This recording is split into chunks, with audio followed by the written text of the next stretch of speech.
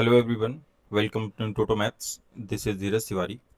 ये क्वेश्चन कह रहा है for any two points m and n in the xy plane, let m and denote the vector from m to n and this denote the zero vector. Let p q r be three distinct points in the xy plane. Let s be a point inside the triangle pqr. एक triangle pqr बनाया गया है, उसके अंदर एक point ऐसे जो इस कंडीशन को सेटिस्फाई करता है. Let E and F be the midpoints of the sides PR and QR respectively, then the value of mod of EF and mod of ES. ठीक है, तो यहाँ से करना क्या है कि आप एक ट्राइंगल पहले बना लो. ट्राइंगल पी क्यू आर की बात की गई यहाँ पर.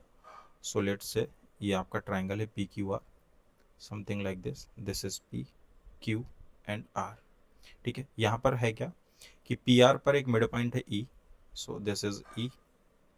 और क्यू आर पर एक मिड पॉइंट है, दैट इज एफ. ठीक है, और एक पॉइंट एस है इस तरह से कि वो इस गिवन कंडीशन को सेटिस्फाई करता है.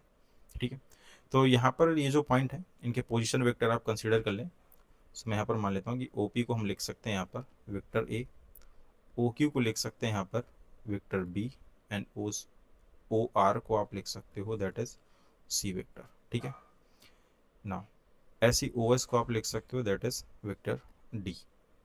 अब ये ई और एफ तो हम यहाँ से निकाल लेंगे ओ पी और ओ क्यू की हेल्प से, है ना, क्योंकि यहाँ पर मिड पॉइंट बोला गया है यहाँ पर.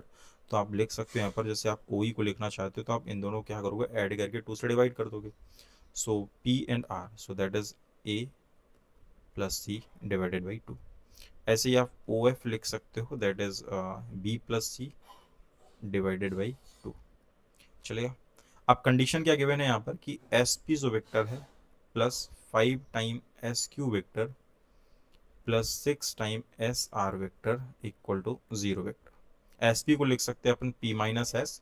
सो पी माइनस एस मतलब यहाँ पर ए माइनस एस कहाँ पर है, ये डी. सो ए माइनस डी हो गया यहाँ पर. प्लस 5 टाइम एस क्यू को लिख सकते हैं क्यू माइनस एस. तो क्यू को हम लोग क्या लिखेंगे यहाँ पर बी, और एस को लिखेंगे अपन डी.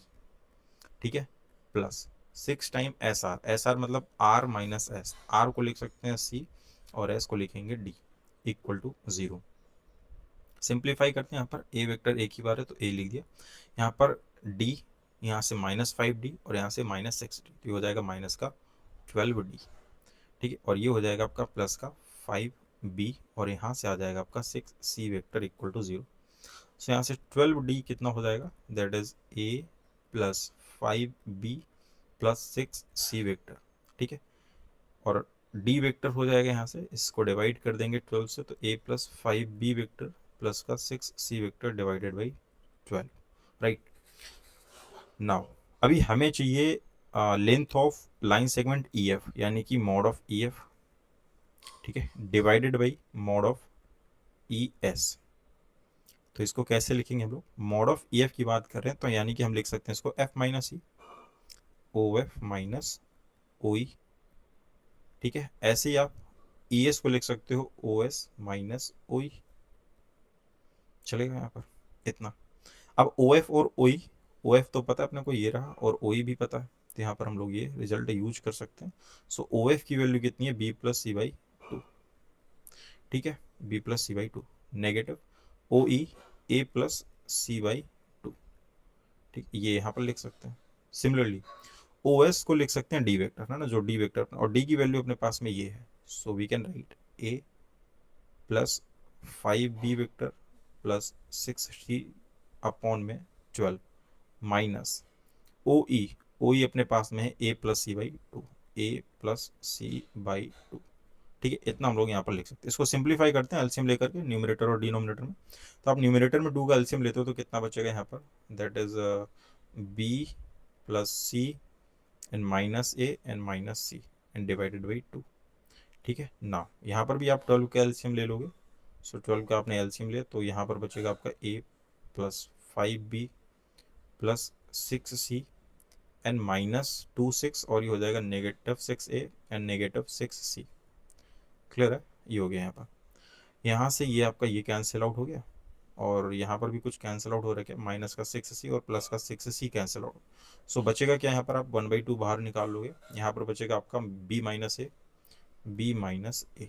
ठीक है, डिवाइडेड बाई यहाँ पर क्या है, ये बचेगा आपका 5b, दैट इज 5b, और माइनस का 5a, माइनस का 5a and divided by 12, even by 12 आप बाहर निकाल लो।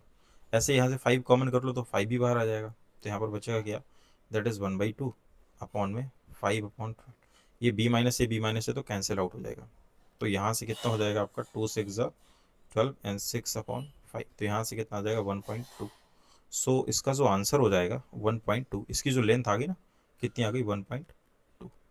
So this is your required answer. I hope कि ये सॉल्यूशन आपको समझ में आया होगा।